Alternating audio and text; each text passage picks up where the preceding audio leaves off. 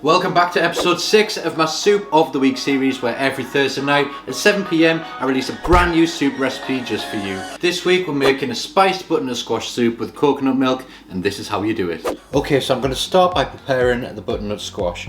What I'm going to do is remove the top, the bottom, and then peel it and then just roughly chop it. It's really not important how we chop this because everything's going to get blended at the end, so we're just going to chop it so they're all roughly equal sizes. Now you can use a peeler to peel the butternut squash, but I prefer to use a knife, but I just thought I'd show you here how it's done with a peeler, and then I'll show you how I do it with a knife. So when preparing it with the knife, what I do is remove the top and the bottom, and then this bit here, the larger half, is where the seeds are stored.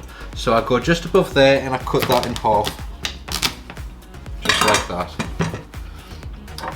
And then I use my knife and I just follow down and remove the skin. And then at the end you can go around and just get any of the little bits you've missed. So now we're going to remove the seeds out of this, so we'll just cut that in half, and then you can see that the seeds are in there. At that point you can just use a spoon and go in and just scoop them out just like that. Now I'm just going to keep these seeds and put them to one side because I plan to use these later on. Now unfortunately this squash doesn't have too many seeds in, but we'll see what we can do and we'll try and use them later. So now we're just going to roughly chop our butternut squash.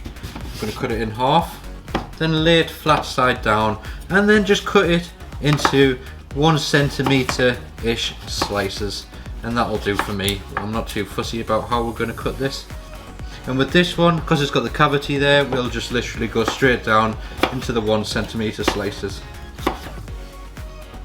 I'm going to take this saucepan and I'm just going to place the butternut squash straight into there. Now next I'm just going to take 1 onion and I'm very simply just going to cut that in half and into quarters, and then just peel away the skin just like so. And once the skin is removed, I'm going to remove top and the root on all 4, and then these leaves will simply just go into the pan and they'll break down like just like that. That's exactly what we want. So we're just going to put them straight into the saucepan with the butternut squash. And next we're going to take 1 red chilli.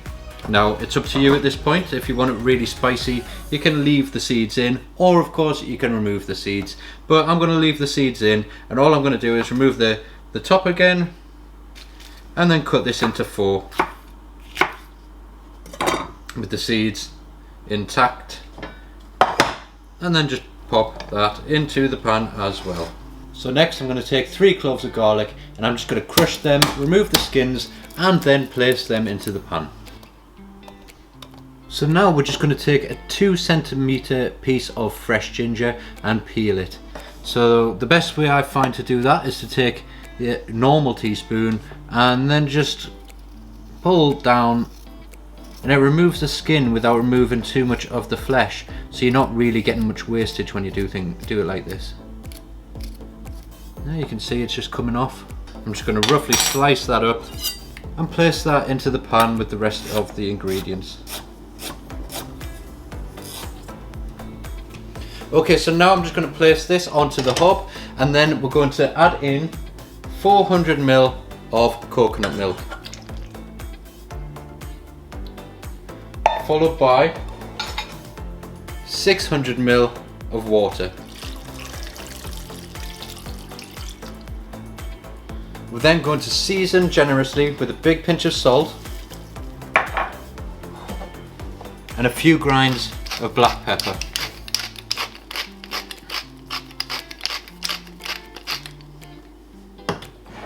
We then turn this on onto a medium heat and bring it up to a simmer. Okay, so once the soup comes to the boil just like this, we're then just going to turn the heat down nice and low, and we're going to simmer that for roughly around 20 to 25 minutes until the squash is tender. As soon as the squash is soft, we're going to blend it until it's smooth. So if you remember, I put some squash seeds to one side at the beginning of the video. And so what I'm going to do next is clean them in a bit of cold water, and then I'm going to pat them dry between some kitchen paper. Once they're dry, I'll show you what we're going to do with them next.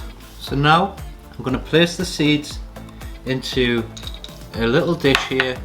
Now that they're dry, give them a very small drizzle, roughly around a teaspoon of olive oil, and season them with a little bit of salt and a little bit of black pepper. Now I'm just going to give these a mix around so they're completely coated in the oil and the salt and pepper. And then we're going to toast them. Now you can do that two ways. You can do it on a baking tray in the oven, roughly around 180 degrees C for about 20 minutes, or you can do them in a frying pan, which will be much quicker, but you've got to keep them moving and you've got to keep an eye on them. So you do whichever way works best for you. Okay, so the soup has now been simmering for roughly around 20 minutes. The important fact there is that the squash is now completely soft and tender, which is the sign that it's time to blend the soup. So we turn it off the heat, and then I'm just going to blend it using a stick blender, but you can use a standard blender or a smoothie maker, but maybe allow the soup to cool down a little bit first before you put it in one of the standard mixers.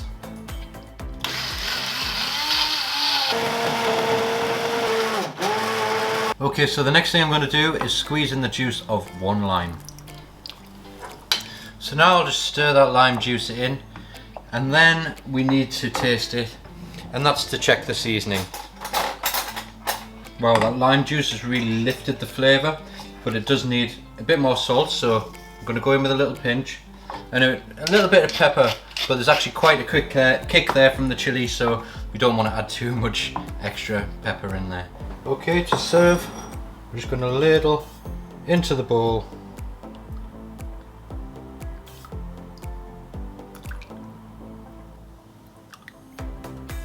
And finish with a few extra bit of red chilli, if you're brave enough. A little sprinkle of those delicious toasted pumpkin seeds.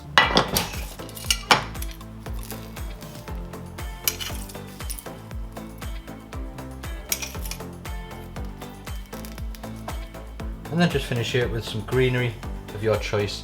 Some coriander or cilantro works really well. I've got some fennel tops here, so I'm going with that. So that's how I make my spicy butternut squash soup with coconut milk. I hope you enjoyed the video, and I hope that you try it out for yourselves at home. Now you've got to be careful there, it is a little bit spicy, so watch what you're doing with that red chilli. Now thanks for watching the video, I hope you enjoyed it, and if you did, don't forget to leave it a big thumbs up and hit subscribe if you haven't already. And if you want to learn how to make a hearty pearl barley and kale broth, then check out this video up here.